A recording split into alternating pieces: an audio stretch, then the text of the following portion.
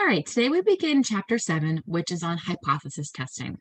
So hypothesis testing is an extremely important technique in inferential statistics, and it's sort of similar to when you write a research paper, right? If you have a hypothesis and you're writing a research paper, maybe in an English class or a science class or a history class, and you're sort of stating what you believe is going to happen, right? It's very similar here. So we use hypothesis testing to give support to a claim that we have, to show, mathematically, like that we believe that this is what the data is showing. And we use a hypothesis test to help us there. So it's sort of like the equivalent of writing that research paper and having your hypothesis in an English class or a science class or something like that. So a hypothesis test, again, is a process that uses sample statistics to test a claim about the value of a population parameter.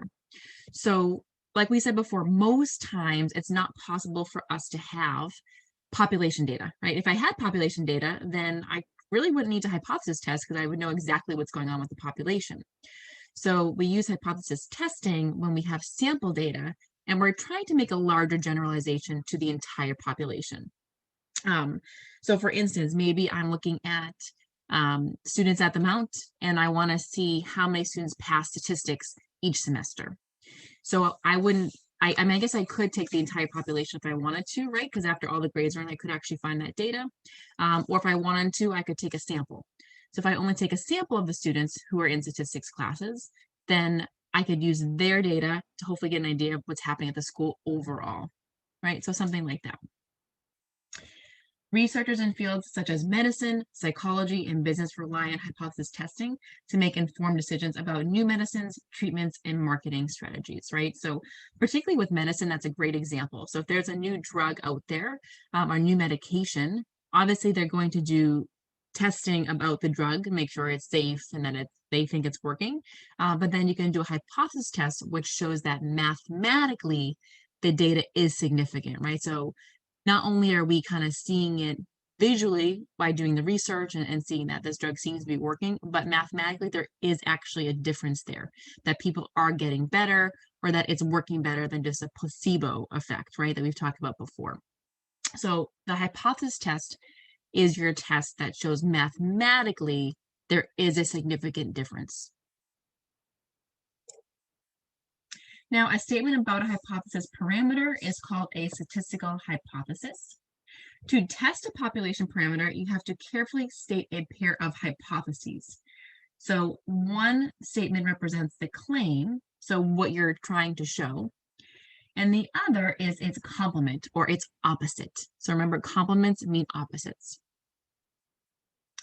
When one of the hypotheses is false, then basically the other must be true, is sort of what we're saying. So we have two statements. You have one that's the claim, and then you have the opposite of the claim. And what we're saying is if one of these is false, then it makes sense the other would have to be true. So we're kind of trying to figure out, okay, which one of the statements is true. Is it the claim or is it the opposite? Either hypothesis, we use called the null hypothesis and the alternative hypothesis, may represent the original claim. So there's two hypotheses that we set up here. One is called the null hypothesis, and the other is called the alternative hypothesis. Now, the null hypothesis is labeled H sub 0. So in math, that word null kind of means 0. So we use a sub 0 there to represent the null hypothesis, H for hypothesis. And it's a statistical hypothesis that contains a statement of equality, and that's the key thing here. Your null always has equality in it. So either it's less than or equal to, equal, or greater than or equal to. The alternative hypothesis, you use H sub A. Sometimes in other textbooks, you'll see H sub 1 instead. So they both mean the same thing in case you're looking online. Is the complement or the opposite of the null hypothesis. So it is a statement that must be true if the null hypothesis is false. And there is strict inequality here. So no equals. Either strictly greater than, strictly less than, or just not equal at all. H0 here is read H sub 0. And then HA is read as H sub A. So you can read it as the null hypothesis or H sub 0 or the alternative hypothesis or H sub A for short. I do want you to note how we have opposites here, right? So for instance, if your null hypothesis contains, let's say, less than or equal to some value, then your alternative hypothesis has to be the opposite of that. So it would be strictly greater than. So they're opposite statements. And you actually have your three versions down here. Okay. So if your mean is less than or equal to some value, then your opposite of that is greater than. If your null here is greater than or equal to some value, your opposite is less than. And if you're just doing strict equality, the opposite of equals is not equals. So those are the three ways that you're going to see null hypothesis set up and alternative. So it's one of these three things. How do you set these up on your own? So first thing you're going to do is translate the claim into a mathematical statement. So remember, the claim is what you're trying to really show or what you believe is going to happen, right? Or what you want to show, right? So you do the claim first and then figure out what spot it goes in. It could be a null spot or it could be an alternative hypothesis spot. And it's all determines on if there is equality. The null hypothesis always has some sort of equality piece to it. So that's how you know where to put it. So you do your claim first, and then you say, okay, does it have equals here? And if it does, it goes in the null. If it doesn't, it goes in the alternative spot. Regardless of the three combinations, we always are assuming that the mean is strictly equal to K. So we actually assume that the null hypothesis is true when we hypothesis test. So we assume that that mean is strictly equal to the K value when we do hypothesis testing. And I do want to make a note here before we move on. So there are some textbooks that for the null will only use equality here. So they're not going to use less than or equal to or greater than or equal to. They usually typically use equals or not equals. I should say not equals would be for the alternative. For the null, they use strictly just equals. And then for the alternative, they use either less than, greater than, or not equal to. So if you're searching online, I just want to point out that, there are some differences between textbooks. So our textbooks follows this notation. So for homework and stuff, this is what you're going to do. But if you're looking online, some texts do state the null hypothesis using only equality. So your null would not have less than or equal to or greater than or equal to. It's always just equal. So just be careful as you're looking at resources online. You may see these differences between different textbooks and different resources. But what you're going to see in common is that there's always at least some sort of equality with the null, and then always no equality with the alternative. So you will see that in common.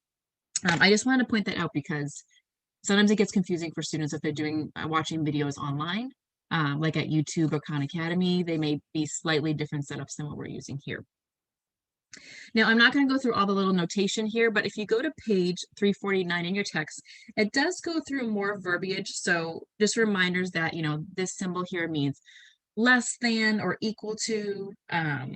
It could also mean at most and so on. So if you go to page 349 in your text, it does actually give you more verbiage that could be used for these different symbols if you need help kind of reviewing what those symbols mean.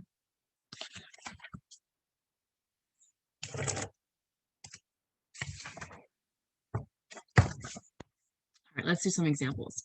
So we're going to write each claim as a mathematical statement, and then we're going to state the null and alternative hypotheses and identify which represents the claim. So the way I do it is I like to write my claim first, and I label it as claim, and then I set everything else up. So we just kind of do one little step at a time.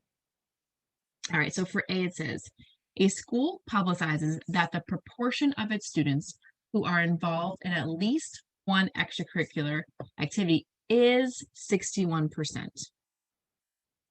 Okay, so we're saying strictly is 61%. So the claim here from the school is that the proportion of students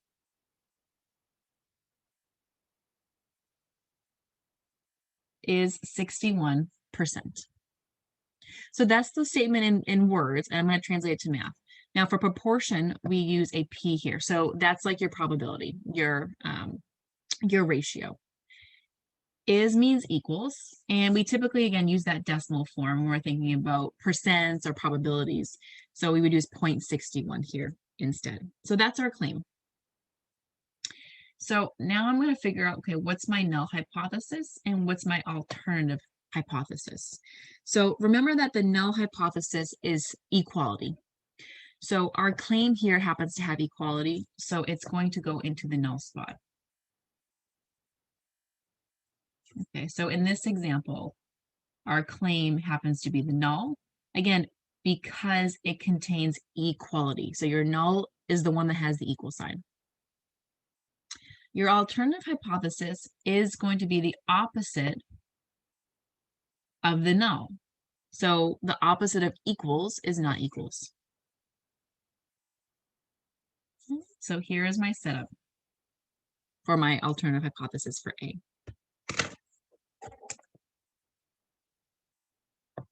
Oh, that one doesn't work. Let's try a different color. All right. So for B, a car dealership announces that the mean time for an oil change is less than 15 minutes. All right. So our claim is that the mean is less than 15 minutes. So the mean, we're going to use that mu symbol there, is less than 15. Okay, so it doesn't say less than or equal to, it just says strictly less than. So let's set up our null and our alternative. So if I look here, our claim does not have equality. So if it doesn't have equality, it has to go to the alternative spot. Okay, so remember, your null hypothesis always has some sort of equals piece to it. And then these two are opposite. So, well, what's the opposite of less than 15? The opposite is greater than 15, but you have to have equality for the null. So it's going to be greater than or equal to 15. So that would be the exact opposite.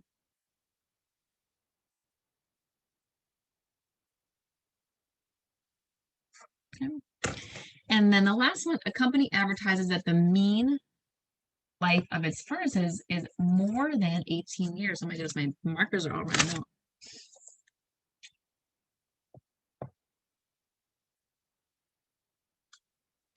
So here, our claim is that the mean life of the furnaces is more than 18 years. So mean is the mu, is more than, so strictly greater than 18.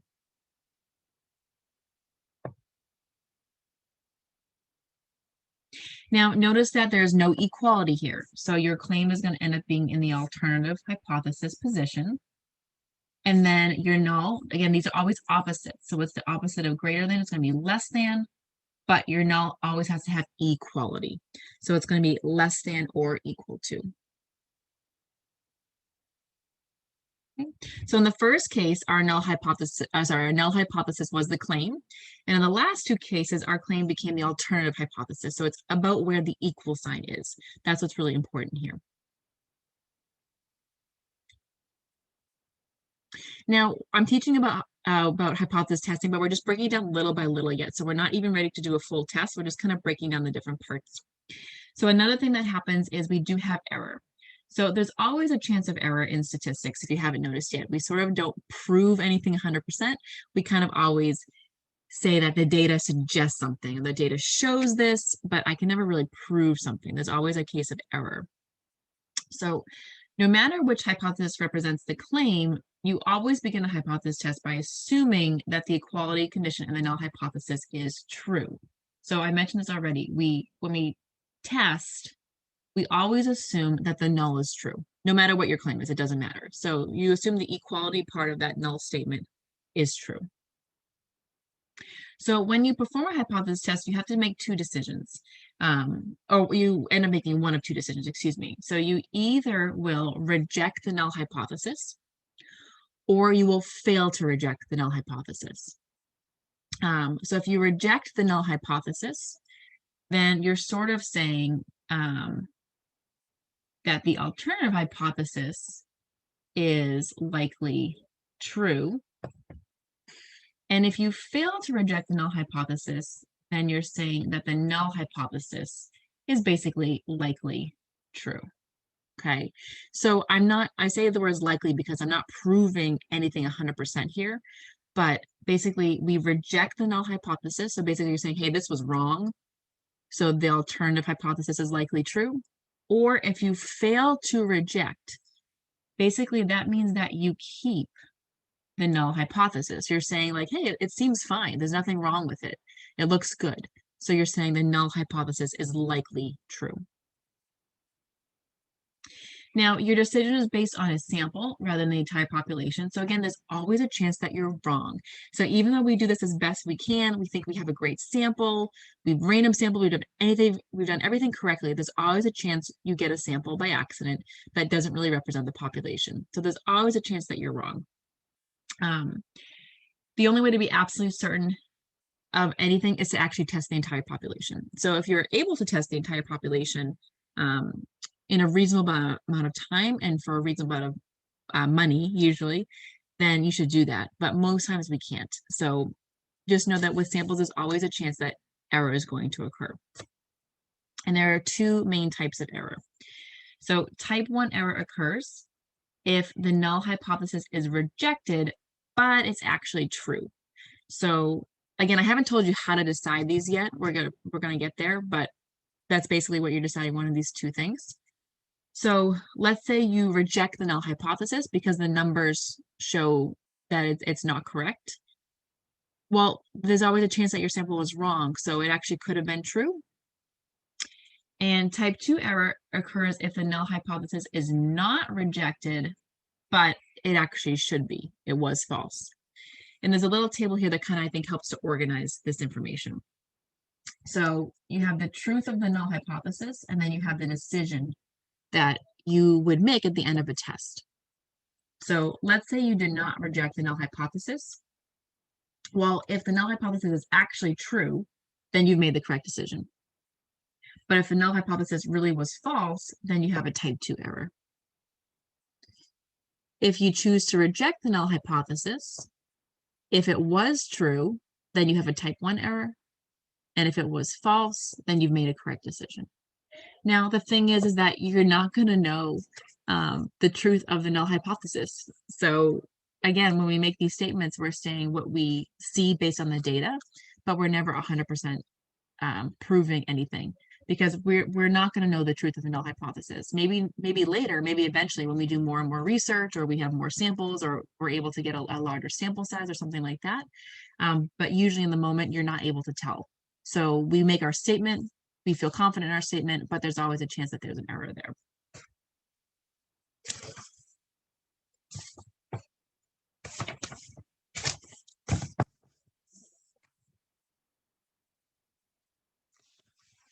All right. So let's do an example. The USDA limit for salmonella contamination from ground beef is 7.5%. A meat inspector reports that the ground beef produced by the company exceeds the USDA limit.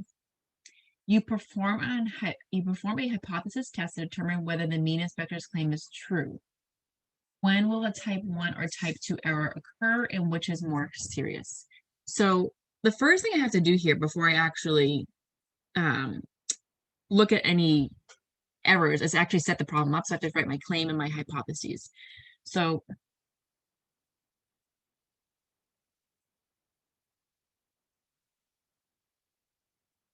we're going to go through, we're going to think about our claim here, and we're going to think about really what's going on. So the limit for ground beef salmonella contamination is 7.5%. The meat inspector is claiming that the ground beef produced by the company exceeds the limit. So the claim is that the percent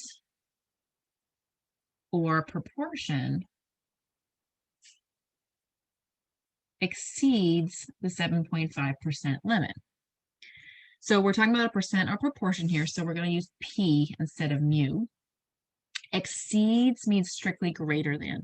So it's greater than 7.5%, which in decimal form is 0.075.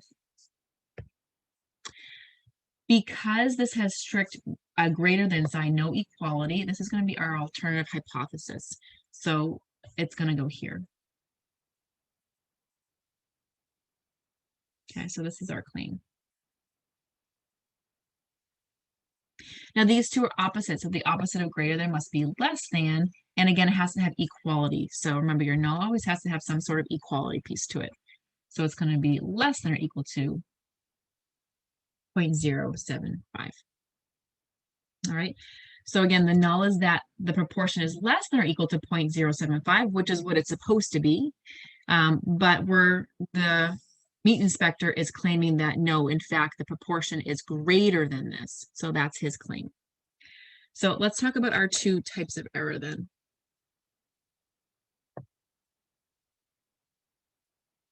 All right.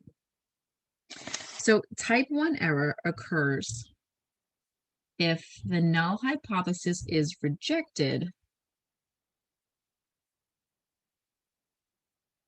but really it is true.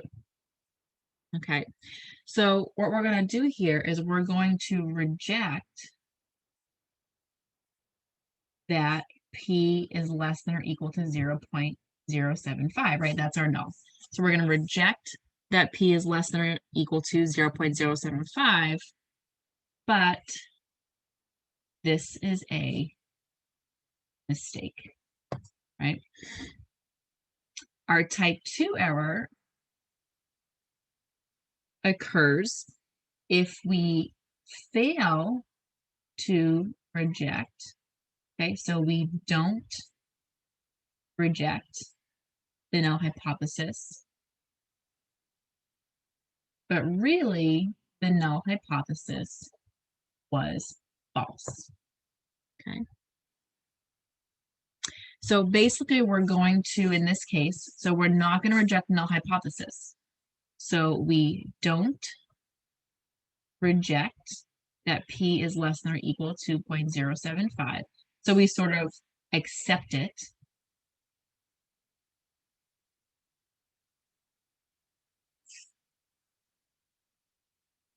But this is a mistake. Now, let's talk a little bit more about, in this case, what these two things mean, right? So in the type 1 error, we're going to reject the null hypothesis. So basically what we're saying here is that if we're rejecting the null hypothesis, we're agreeing with the claim, right? So we're saying that the meat has too much salmonella, right? Right? So if we reject the null hypothesis, then that means we're agreeing with the claim here. So we're saying that, hey, the meat really does have too much salmonella, but this was a mistake. So what's going to happen here is that it's going to end up costing a lot of money unnecessarily. I gotta spell this right, but that's all right. Necessarily. And costs the company money and their reputation, right? So what happens is the meat inspector comes in, they say, hey, nope, your numbers are too high. And the math shows, yeah, the numbers are too high. So they have to pull all the meat off the shelves. They have to have a big recall. It's going to cost all this money to the company. It's going to kind of hurt and tarnish that company's reputation. But really it was a mistake and the meat was totally fine. But they got a sample, it was too high, so they had to pull everything off the shelf. In the second case here, we're going to fail to reject the null hypothesis. Okay, so we're not going to reject the null hypothesis. So we're going to say in this case that the meat is fine, right? The proportion is less than or equal to 0.75. But again, this is a mistake. So what happens is really the meat is contaminated and people can get sick or even worse, end up in the hospital and even die from this, right? If it's not treated. So the type 2 error here says that, okay, we're not going to reject the null hypothesis, meaning we're accepting it. We're saying, no, the meat looks fine. The null hypothesis is correct. It's good. Meat looks good. But this is wrong. They actually got a sample where the meat looked fine, but most of the meat is actually contaminated. So what's going to happen is going to go out for sale, and a lot of people are going to get sick. So in this particular case, a type 2 error is going to be worse, because a type 2 error means that people are going to get sick and potentially die. Whereas in a type 1 error, the company loses a lot of money. They hurt their reputation, which is bad too, but people are not getting hurt. So different errors can have different effects depending on the problem. And in this case, a type 2 error makes a bigger difference here. So we're going to reject the null hypothesis when the sample statistic from the sampling distribution is unusual. So we've already identified unusual events to be those that occur with a probability of 0.05 or less. When statistical tests are used, an unusual event is sometimes required to have a probability of 0.10 instead, 0.05, or usually 0.01. Those tend to be the most common. Because there's variation from sample to sample, there's always a possibility that you will reject the null hypothesis when it is actually true. In other words, although the null hypothesis is true, your sample statistic is determined to be unusual in the sampling distribution. So like I said here, there's always a chance that you make a mistake.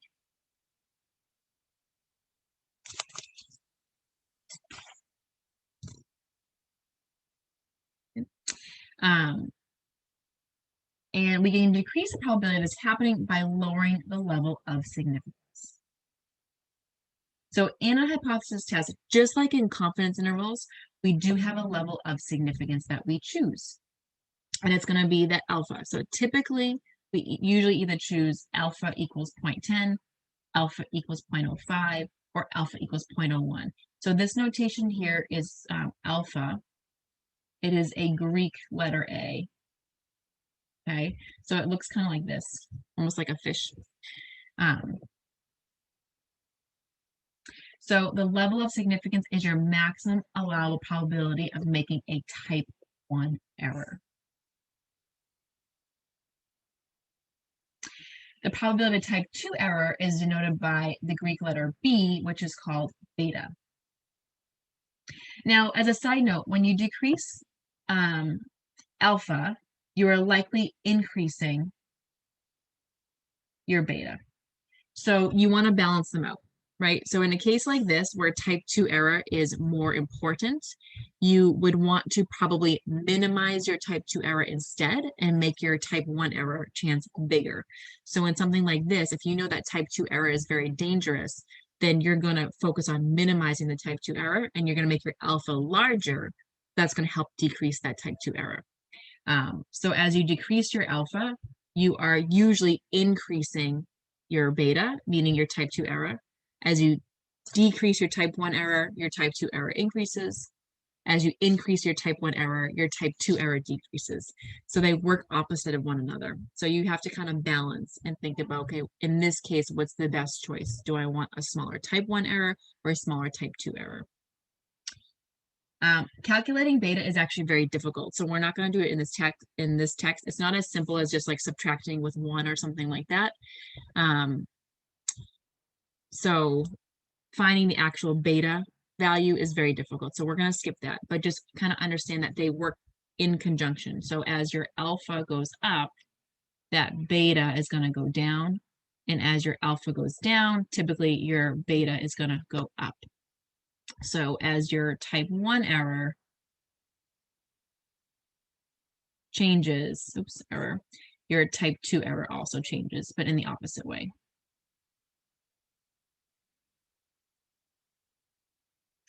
By setting the level of significance at a small value, you're saying that you want the probability of rejecting a true hypothesis to be small. So there's 3 that we commonly use, 0.10, 0.05, and 0.01, and these kind of relate to that 95% cutoff, that 90% cutoff, and the 99% cutoff that we used before when we were doing confidence intervals.